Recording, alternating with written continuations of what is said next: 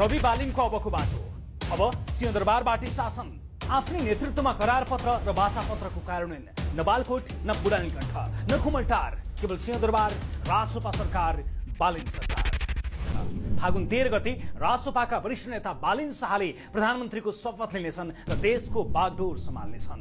त्यसपछि सुरु हुनेछ जनचाहना सम्बोधनको काम र यसको थालनी हुनेछ सिंहदरबारबाटै।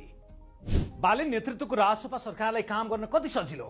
2016 सालपछि देशले पहिलो पटक बलियो सरकार बनाउँदैछ। त्यति बेला बीपी कोइरालाले 2/3 बहुमतको सरकारको नेतृत्व गरेका थिए। सरकार शक्तिशाली थियो। सरकार जत्तिकै शक्तिशाली अर्को शक्ति पनि थियो, दरबार। सरकार र दरबार बीच द्वन्द्व चर्कियो।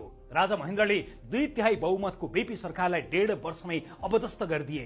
शासन सत्ता आफै लिए। अहिले रासोपाले झण्डै 2/3 बहुमतको सरकार बनाउँदैछ। सरकार बनाउने र गिराउने शक्ति संसदलाई छ, तर संसदमा रासोपा शक्तिशाली छ।